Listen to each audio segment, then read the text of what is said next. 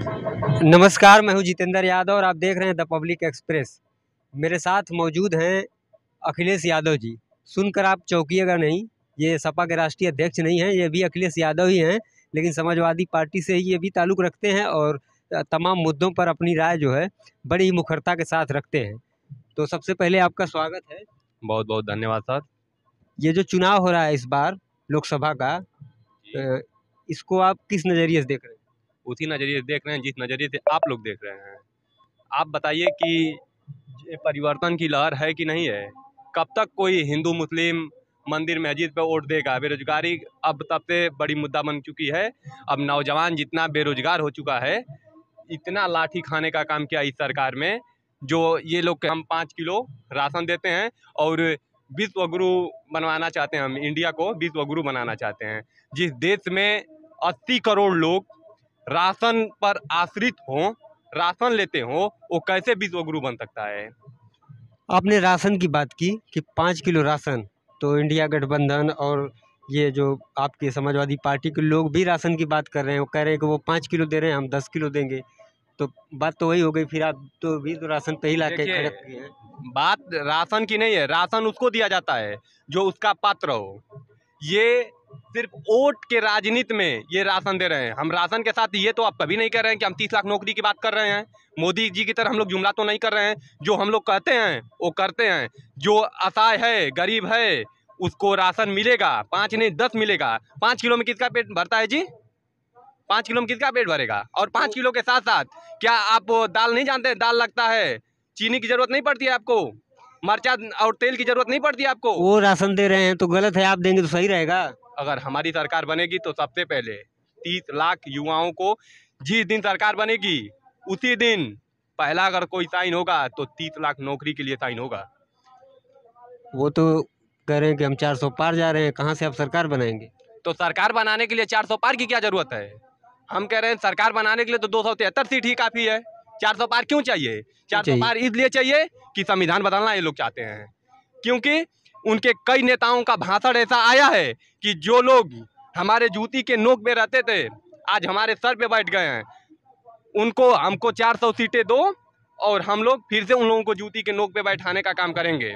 इसलिए उनको 400 विपक्ष के लोग लगातार कह रहे हैं कि संविधान बदल देंगे, संविधान बदल देंगे, जिस पर प्रधानमंत्री ने भी सफाई दिया, कहा कि संविधान मैं कैसे बदल सकता हूं, मेरे जैसा आदमी जो है कि संविधान की बदौलत ही प्रधानमंत्री बना है। यही चीज़ तो बोल रहे हैं कि इस गरीबों का वोट लेके उन्होंने प्रधानमंत्री तो बना। इससे 2014 से पहले आप उनका भाषण सुनिए, कहते थे कि माताओं बहनों कैसे ये लोग सोती होंगी, इनके लिए घर नहीं है, क्या खाते होंगे लोग।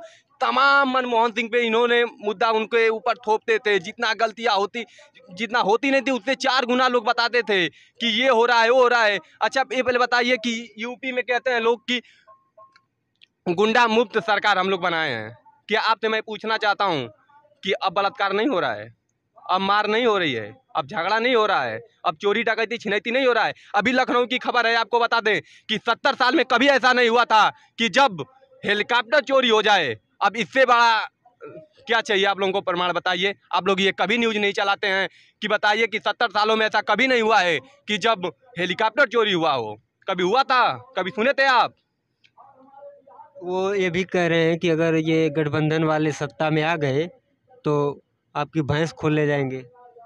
हाँ, चोर तो ज़्यादा उनको अनुभव होता है ना चोर को, कि चोरी हम जैसे कर रहे हैं वैसे वो भी चोरी करेगा। लेकिन ये नहीं उनको पता है कि ऐसा नहीं हो सकता है कि 70 साल जिन्होंने देश चलाया है, ये देख लीजिए 11 साल लग गया पोलियो को बनाने में।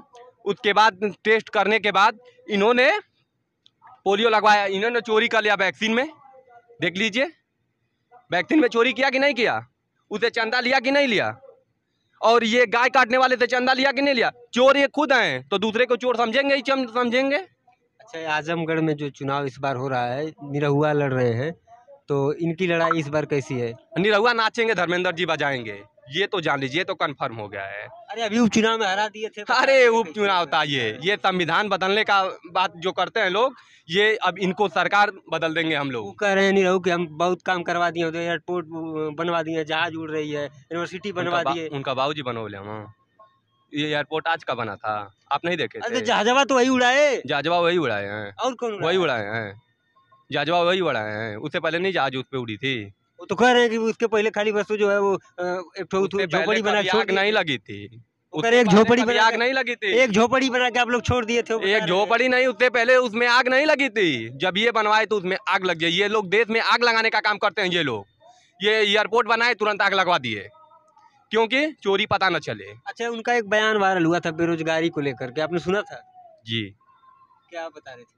वही कि मोदी जी और योगी जी परिवार थोड़ी बढ़ा रहे हैं, महंगाई वो थोड़ी बढ़ा रहे हैं। ये जो 4-4, 5-5 लड़के पैदा कर रहे हैं, महंगाई बेरोजगारी वो बढ़ा रहे हैं। तो कौन रोक रहा है भैया? कौन रोक रहा है कि आप परिवार न बढ़ाओ? आप भी परिवार बढ़ाओ। कौन उनको रोक रहा है परिवार बढ़ाने से? बताइए, परिवार बढ़ाने से कोई उनको रोका है?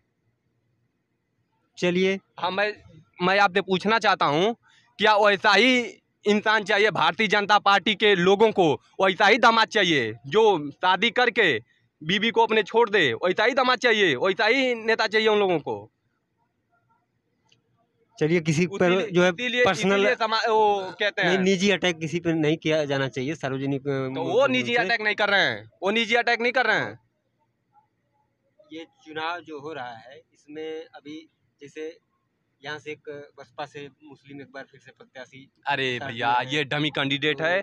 ये कहीं ना कहीं हमारा मदद करना चाहते हैं। जब बहन जी का आपने कल भाषण वो देखा हुआ इंटरव्यू, उन्होंने कहा कि परिवर्तन होना चाहिए और परिवर्तन हो रही है। जब यही जनता भारतीय जनता पार्टी को उखाड़ फेंकेगी, बस इतना जान लीजिए। अजय एक